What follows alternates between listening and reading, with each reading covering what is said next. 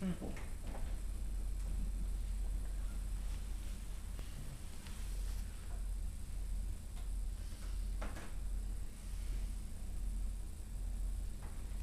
is your explanation of the spiritual tumult that is going on now in Hjalmar Ekdal?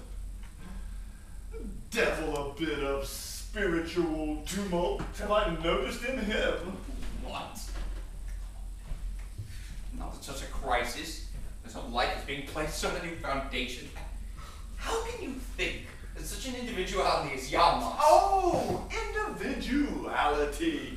If he ever had any tendency to the abnormal development you call individuality, I can assure you it was rooted out of him while he was still in his teens. That would be strange indeed, considering the loving care with which he was brought up.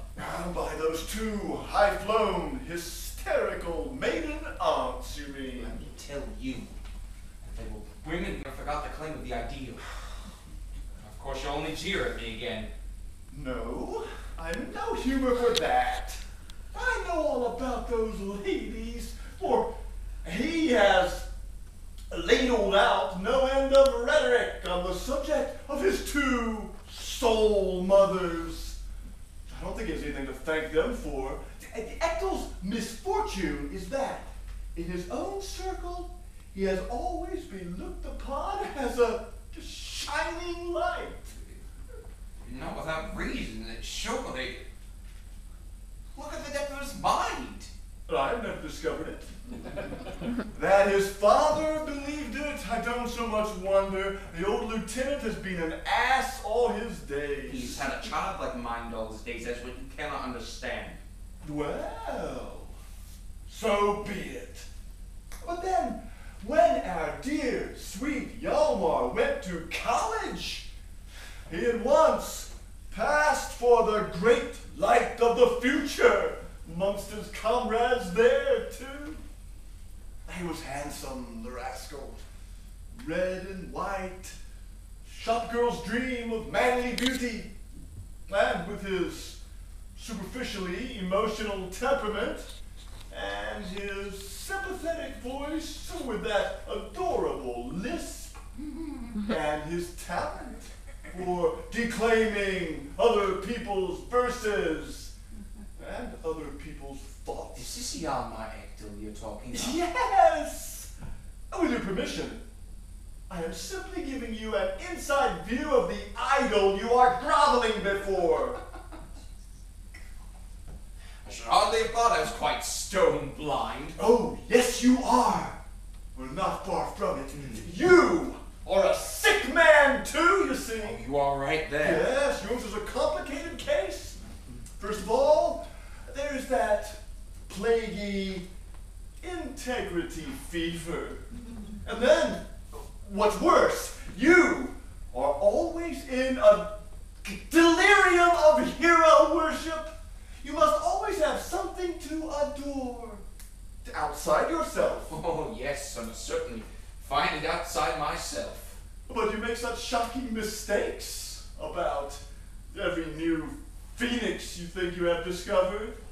Here again you have come to a cotter's cabin with your claim of the ideal, and the people of the house insolvent. If you don't think better than that of Hjalmar Ekdal, what pleasure can you find in being everlastingly with him? Well, I'm supposed to be a sort of a doctor, save the mark.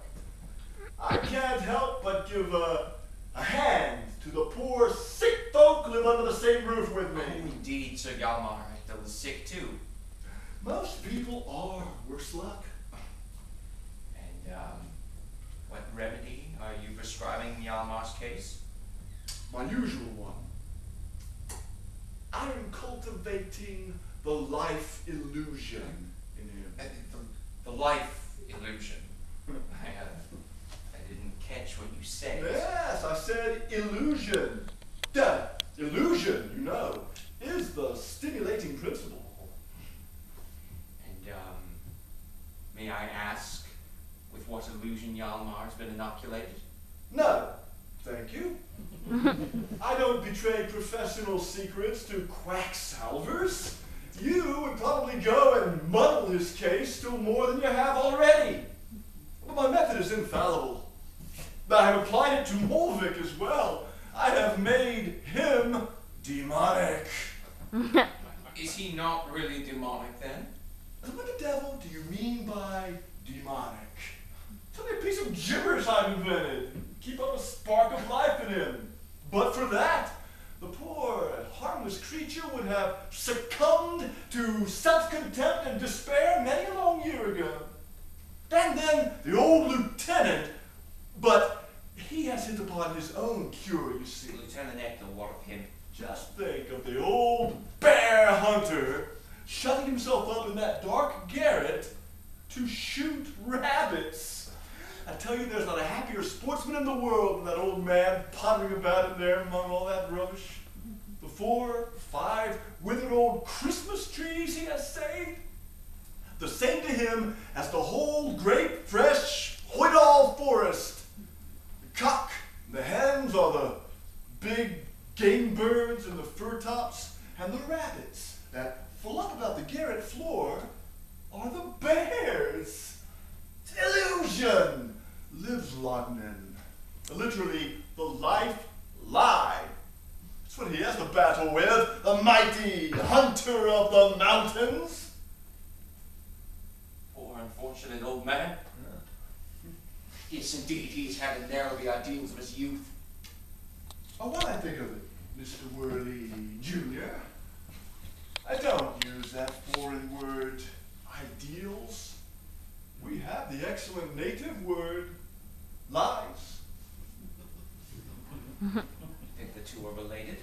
Yes, just about as closely as typhus and pubic fever. Dr. Relling? I shall not give up the struggle until I have rescued Hjalmar Ekdal from your clutches. So much the worse for him. Rob the average man of his life illusion, and you rob him of his happiness at the same stroke. Oh, little wild duck mother. I am just going down to see if Papa is still lying on the sofa.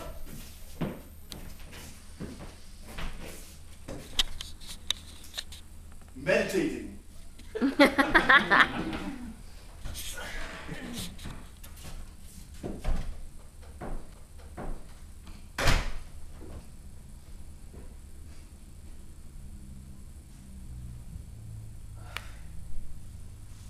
From your face, you have not done it yet. What? Oh, that about the wild duck? No. I suppose your courage failed you when the time came. No, that wasn't it. But when I awoke this morning and remembered what we had been talking about, it seemed so strange. Strange? Yes, I don't know.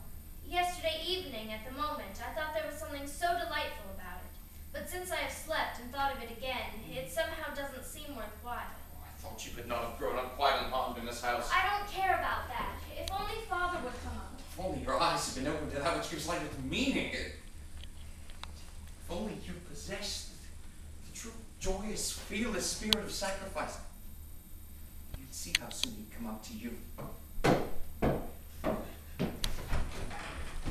I believe in you still had vigor.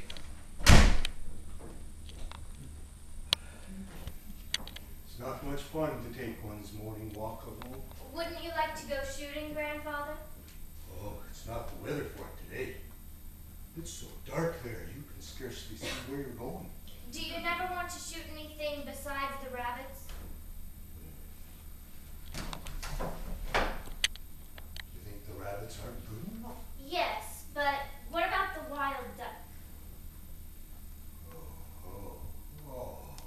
Are you afraid I shall shoot your wild duck? I've never in the world. Never. No, I suppose you couldn't. They say it's very difficult to shoot wild ducks. Couldn't. Should rather think I could. How would you set about it, Grandfather? I don't mean with my wild duck, but with others. Well, I should take care to shoot them in the breast. 'That's the surest place. And you must shoot against the feathers. You see? Not the way of the feathers. Do they die then, Grandfather? Oh, yes. They die right enough when you shoot properly. Well, I must go and brush up a bit. Understand?